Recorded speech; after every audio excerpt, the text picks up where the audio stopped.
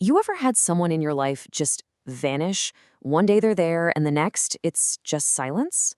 Well, today we're going to explore a concept that, yeah, it's a little uncomfortable, but it might just offer some incredible clarity. It's this idea of emotional convenience. And honestly, it could change the way you look at your relationships for good. It's a question that can absolutely haunt you, right? A friend, a partner, someone you thought was close, and then they're just gone. The texts stop, the calls go unanswered, and you're left just spinning, wondering, what did I do? What happened? We're going to get to the very heart of that painful question. Okay, so here it is. This is the central and kind of jarring idea from the source we're looking at today. It hits you right in the gut, doesn't it? It goes against everything we want to believe about connection. So, if they aren't there for who we are, then what in the world are they there for?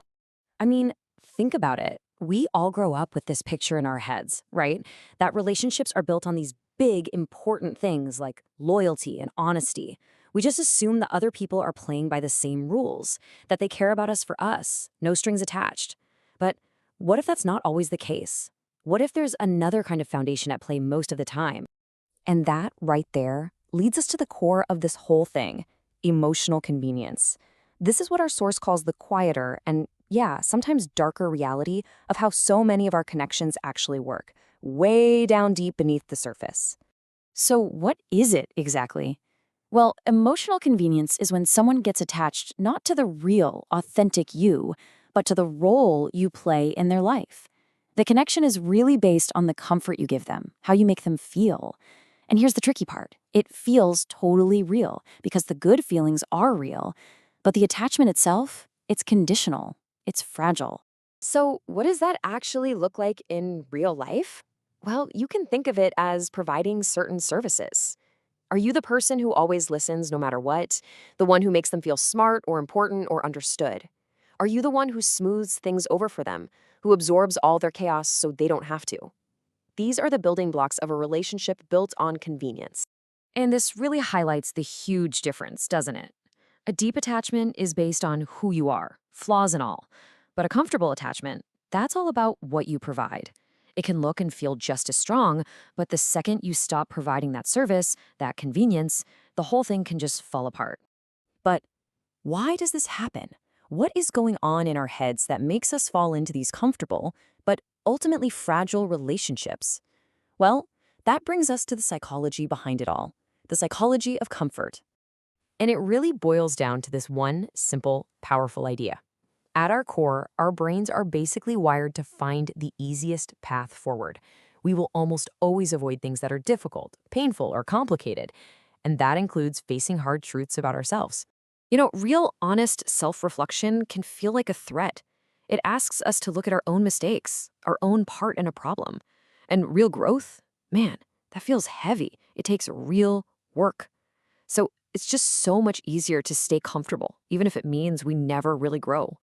And this is exactly how someone ends up taking that easy exit from a relationship. First, something changes. You set a new boundary, which creates a little friction. Second, that friction would require them to look inward. And like we said, that just feels way too hard. So step 3 is the path of least resistance. It is 1,000 times easier to just replace you than it is for them to change themselves. This brings us to the most critical moment in these kinds of relationships. This is the turning point, the moment of truth, where the real foundation of the connection is finally put to the test. Think of it like this. Setting a boundary is the ultimate stress test for a relationship. Maybe you stop being available 24/7. Maybe you finally ask for one of your needs to be met. When you do that, you are changing the unspoken rules of the arrangement. You're finding out if they were there for you or for the convenience you were providing. And when you run that test, you're going to get one of two results. It's that simple. People who are deeply attached to you will adjust. They respect you, so they respect the boundary. But people who are just comfortably attached, they'll disappear. The second the convenience is gone, so are they. And that disappearance, that sudden, deafening silence, it's often the loudest, clearest answer you could ever hope to get.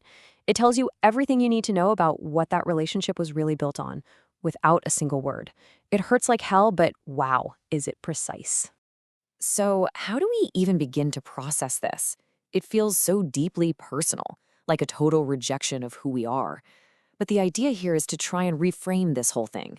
to see it not as a personal failure, but as a moment of powerful, liberating clarity.